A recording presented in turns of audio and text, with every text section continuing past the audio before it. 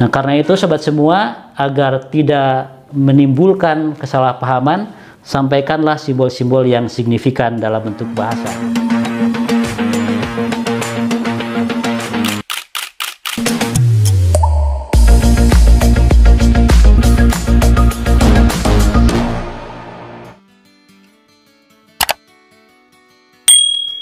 Halo Sobat PS, pada tayangan kali ini saya akan menjelaskan satu teori penting dalam sosiologi, yaitu interaksi simbolik.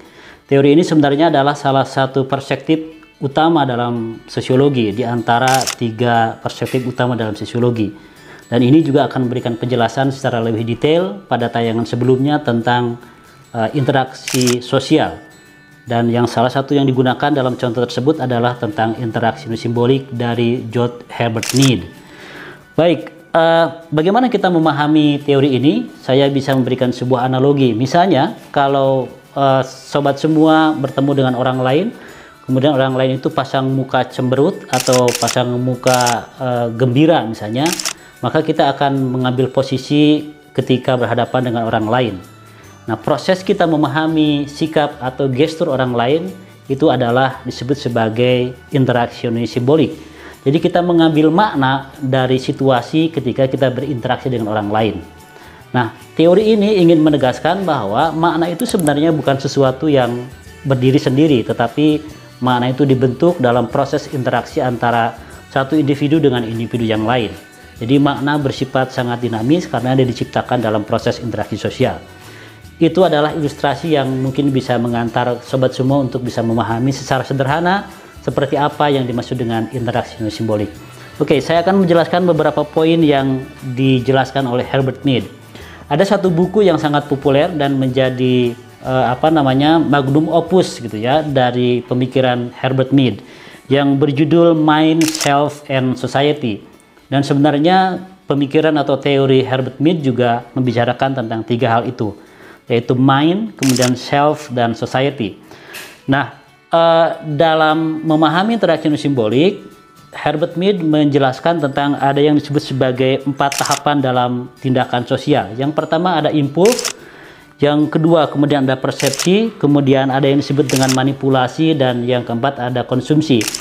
Saya akan jelaskan dulu yang dimaksud dengan impuls. Impuls itu adalah semacam dorongan hati. Jadi saya ilustrasikan ketika seseorang lapar, kemudian ada dorongan hati untuk mengambil makanan.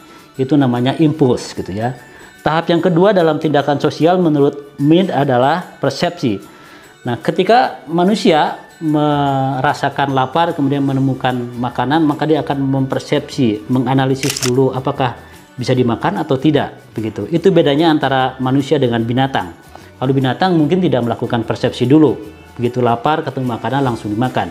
Tapi manusia bisa melakukan itu. Yang ketiga ada yang disebut dengan manipulasi. Manipulasi ini adalah jadi si individu mengambil tindakan terhadap objek. Jadi ketika ada impuls, dorongan untuk makan, kemudian ada proses manipulasi, dia akan memutuskan apakah akan memakan atau tidak, begitu. Itu yang ketiga.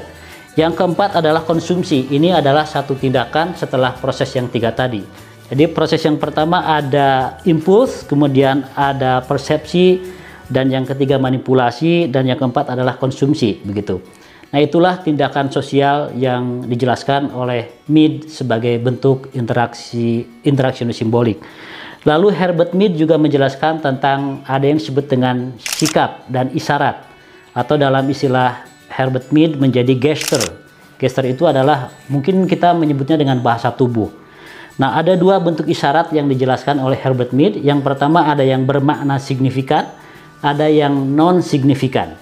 Yang signifikan adalah satu gesture atau isyarat yang kita tidak harus memikirkan mengambil tindakan apakah harus mengambil tindakan A atau B. Itu namanya disebut sebagai gesture atau sikap yang signifikan, memiliki makna di situ. Tetapi ada yang non-signifikan. Yang non-signifikan adalah gesture yang bersifat naluriah atau alamiah. Misalnya, kalau sobat semua pernah melihat pertandingan tinju atau pertandingan misalnya anggar gitu, itu adalah respon yang diberikan seorang petinju kepada petinju yang lain itu namanya adalah gesture yang bersifat non signifikan karena dilakukan secara alamiah. Ini persis bisa kita lihat juga dalam hewan, dalam binatang misalnya ya. Kalau binatang kita lempar gitu ya, maka dia akan berespon begitu secara alamiah. Nah, yang signifikan adalah yang memiliki makna dan itu khas ada pada manusia karena ada proses memikirkannya. Nah, di antara tindakan yang bermakna signifikan dibentuk dalam sebuah simbol. Simbolnya bisa apa saja, apakah misalnya gesture tadi, mimik muka, atau juga salah satu simbol yang sering digunakan oleh manusia adalah bahasa. Nah, dalam teori interaksi simbolik, konsep bahasa ini memiliki peran yang sangat penting. Jadi menurut Mead, simbol itu berbeda ketika digunakan secara signifikan dan non-signifikan. Nah, gesture itu, misalnya mimik muka kita, itu adalah termasuk juga yang non-signifikan. Karena maknanya bisa beda-beda. Ketika saya bertemu dengan salah satu orang misalnya, kemudian dia pasang muka cemberut, maka bisa jadi makna yang saya terjemahkan terhadap simbol cemberut itu berbeda dengan yang dimaksudkan oleh orang tersebut. Jadi maknanya sangat mungkin disebutnya non-signifikan. Tetapi bahasa itu disebut signifikan karena dengan mengucapkan bahasa orang bisa langsung memahami apa yang dimaksud oleh orang tersebut. Nah, dengan konsep ini Mead ingin menjelaskan sebaiknya kalau sobat semua marah pada seseorang, jangan pasang muka cemberut, mending ngomong saja. Saya marah misalnya dengan, atau saya menyampaikan sesuatu gitu, atau saya senang. Nah, itu adalah disebut sebagai simbol yang signifikan. Sementara kalau Anda hanya menyampaikan sesuatu dengan simbol yang lain, maka itu bisa bermakna sangat banyak. Karena itu Mead membedakan antara makna signifikan dan non-signifikan gitu. Nah, kata Herbert Mead, interaksi manusia itu sebenarnya dibentuk oleh proses pembuatan makna dari individu-individu yang berinteraksi. Jadi kalau saya bertemu dengan sobat semua di sebuah jalan, kemudian saya tersenyum, maka sobat semua yang melihat senyuman saya akan mencoba menerjemahkan, memahami apa makna senyum Bapak ini, gitu kan? Apakah Bapak ini sedang bahagia di rumahnya atau sedang ingin menyapa dengan senyuman? Jadi makna itu muncul dari simbol-simbol seperti itu. Makna yang lain tentang interaksi simbolik ini adalah bahwa menurut Mead sebenarnya benda-benda yang kita temui dalam kehidupan sehari-hari itu juga simbol, tetapi tidak akan bunyi kalau tidak dibahasakan, kalau tidak diungkapkan dengan bahasa. Misalnya, sobat semua pasti pernah melihat beberapa simbol dalam kelompok agama tertentu. Misalnya ada simbol bulan dan bintang yang sangat identik dengan umat Islam. That is just a symbol, tidak menceritakan apapun. Tetapi kalau disampaikan dengan bahasa itu jauh lebih mudah dipahami. Atau misalnya simbol pada agama Nasrani, misalnya ada salib, itu adalah sebuah simbol saja.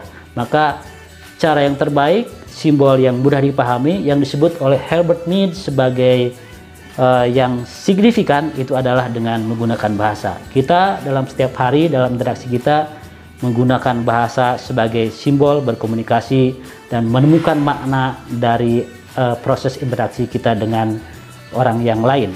Nah, karena itu sobat semua, agar tidak menimbulkan kesalahpahaman, sampaikanlah simbol-simbol yang signifikan dalam bentuk bahasa. Bahasa pun harus bahasa yang jelas juga, jangan bahasa yang ambigu. Demikian kira-kira pentingnya kita memahami interaksi simbolik, karena setiap diri kita berkomunikasi dengan menggunakan simbol-simbol yang sangat banyak sekali. Bisa mimik muka, bisa tubuh kita, dan isyarat-isyarat yang lain, tetapi yang akan mudah dipahami oleh masing-masing orang yang terlibat dalam sebuah proses interaksi sosial adalah bahasa. Demikian sobat semua, mudah-mudahan membantu dalam memahami kehidupan sosial. Dan tentu saja kalau ada pertanyaan sampaikan pada kolom yang tersedia. Jangan lupa untuk subscribe dan share sebanyak-banyaknya. Sampai jumpa.